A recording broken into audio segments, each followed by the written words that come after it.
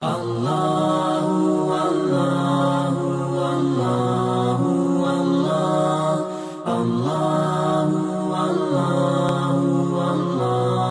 نے جنت مانگنے کی ترغیب دی ہے، احادیث میں جنت طلب کرنے کی ترغیب موجود ہے، جنت کی تحریص دلائی گئی ہے۔ قرآن مجید کے ورق ورق پہ جنت کے تذکرے پھیلے ہیں، جنت میں بہتی ہوئی نہروں کی کہانیاں بیان کی گئی، مائے معین، کوثر، سلسبیل اور جنت کی دوسری نہروں کا ذکر کیا گیا ہے۔ اس کے باغ اور باغوں کے گھنے سائے، درختوں کے لٹکتے ہوئے خوشے اور مزیدار پھلوں کا ذکر، حور و قصور کی کہانیاں، جنت کا خوبصورت نورانی ماحول جنت کے نقش قرآن نے بیان فرمائے ہیں۔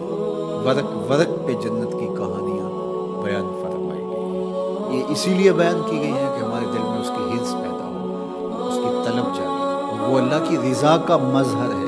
جنت مانگنا اللہ کی رضا مانگنا ہے۔ شریعت اسلامیہ میں جنت کی ترغیب دی گئی ہے، لیکن ہمارے بعض نعت خواں جنت کی اس طرح سے بات کرتے ہیں جس طرح کہ انہیں جنت کی چاہت ہی نہ ہو، بلکہ بعض جاہل شعراء کے شعروں میں جنت کا مذاق اڑایا گیا، جبکہ اللہ نے جنت کو اہل ایمان کے لیے تیار کیا اور جنت کی کہانیاں بیان فرمائیں۔ اللہ کے محبوب علیہ السلام نے صحابہ میں بیٹھ کے جنت کی ترغیب اور تحریص دلائی، جنت کا شوق پیدا صحابہ کے دلوں میں کیا۔ اور یہاں نعت خواں صاحب کہہ رہے ہیں کہ ہرے تو کیڑی جنت دا کرنا ہے تذکرہ، میاں اسی جنت کا جس جنت کا تذکرہ قرآن نے کیا ہے، اسی جنت کا جس جنت کے لیے رسول خدا صلی اللہ علیہ وآلہ وسلم نے کہا کہ جب رب سے مانگو جنت الفردوس مانگو، اسی جنت کا ذکر کر رہے ہیں میاں جس کے لیے حضور ہاتھ پھیلا کے اللہ سے جنت کی طلب کرتے تھے، اسی جنت کے لیے جس جنت کی صحابہ کو حضور نے بشارت دی ہے، ابو بکر فی الجنہ،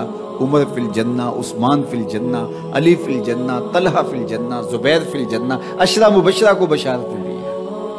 اسی جنت کا ذکر کر رہے ہیں، اسی جنت کا شوق سینوں کے اندر پالے ہوئے۔ تو جنت اللہ کی رضا کا نام ہے۔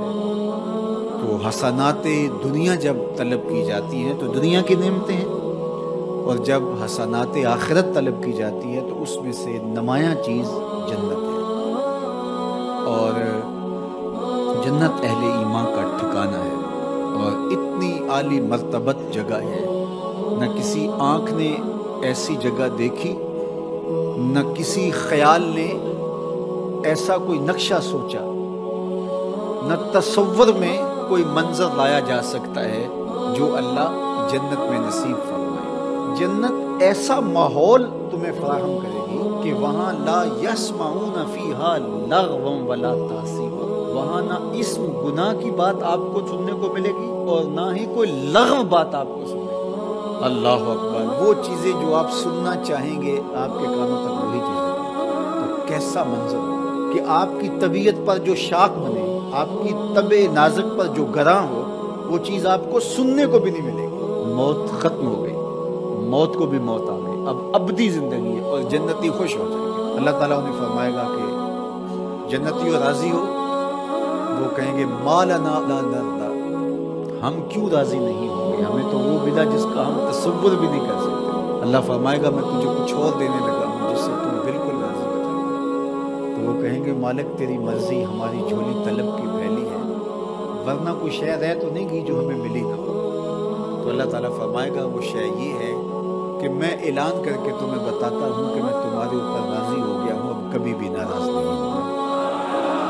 تو یہ چیز جنت والوں کے لیے خوشی کا باعث ہوگی کہ رب اب کبھی بھی ہم پہ ناراض نہیں ہوں۔